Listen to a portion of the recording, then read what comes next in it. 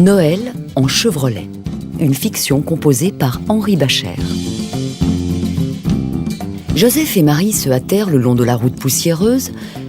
Oui, car dans une histoire de Noël, les routes sont toujours poussiéreuses. Mais comment en serait-il autrement ?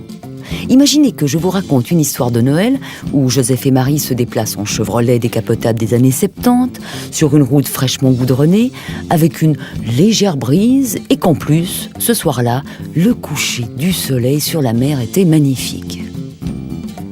Eh bien, pourquoi pas ? Pour une fois, mon histoire de Noël sera différente, car dans les histoires de Noël, le décor importe peu, et la suite nous le confirmera. Joseph conduisait à bonne allure vers cette grande ville qu'ils apercevaient au loin. Oh, bien sûr, ce n'était pas de gaieté de cœur qu'ils avaient entrepris ce voyage, d'autant plus que Marie était prête à accoucher. Avec une administration aussi centralisée, ils ne s'étonnaient pas de devoir faire 1000 km de bagnole pour se faire recenser. Enfin, c'était la vie. Ils en avaient vu d'autres, et, vous allez voir, ce n'est pas fini. Marie était plus en souci. Elle ressentait les premières contractions, mais n'osait pas en parler à son mari. Ils sont tellement gauches, les hommes, surtout lorsqu'il s'agit d'accoucher leur femme. Et Joseph n'allait pas par 4 charpentes pour régler ses problèmes. Elle soupirait après la sécurité qu'elle aurait pu avoir chez elle. Mais qu'importe, ils étaient là, et une naissance n'est pas le bout du monde. Elle était vaillante, ce petit bout de femme. Mon photographe, qui avait fait leur portrait de famille, m'en a souvent parlé par la suite. Il la considérait comme une sainte femme. Eh oui. L'histoire a surtout valorisé la naissance du garçon, du nom de Jésus. Mais voilà, je vais trop vite. Il faut plutôt que je vous raconte la fin de l'histoire. Ça vaut vraiment la peine, car en arrivant à l'entrée de la ville, Joseph et Marie sont tombés en plein carnaval. Les rues débordaient de musique, de brouhaha, de bousculades. Leur Chevrolet avait de la peine à avancer dans la foule. Et à un moment donné, ils ont dû carrément l'abandonner sur le bord du trottoir.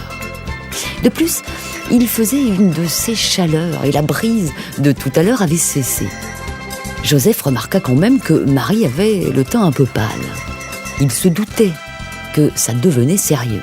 Il avait beau pester contre les autorités qui programmaient des recensements en plein carnaval, ça ne suffisait pas à calmer l'angoisse qui le prenait à la gorge. Avec beaucoup de peine, les deux sont partis à la recherche d'un hôtel. La cadence des contractions de Marie se rapprochait, et sa cousine Elisabeth lui avait dit en partant que c'était un signe très clair de l'imminence de la naissance. Malheureusement, dans le quartier, tous les hôtels étaient pleins. Même des Français et des Suisses s'étaient déplacés pour voir ce carnaval. Il était normal de ne rien trouver. Marie demanda à s'asseoir. Elle se tenait les reins de douleur. Joseph regarda autour de lui et il vit une porte de garage entrouverte. Il fit entrer Marie, l'assit sur une roue de voiture près de l'établi. Il courut à la Chevrolet pour chercher leurs affaires. Lorsqu'il revint, Marie était en plein travail. Je vous fais grâce de la suite. Pour faire un petit berceau, Joseph ne trouva que l'aile d'une vieille traction avant, la mythique Citroën des années de guerre. Il la retourna et ils mirent le petit Jésus à l'intérieur. Le pauvre a bien mal démarré dans la vie. Que ça lui arrive à lui, ça ne m'étonne pas. J'avais suivi un peu la vie de cette famille de loin, car on disait que Jésus était le Messie. Mais franchement, vous croyez que Dieu enverrait son Messie naître dans un garage, entre 2 bidons d'huile et un moteur de 2 chevaux ?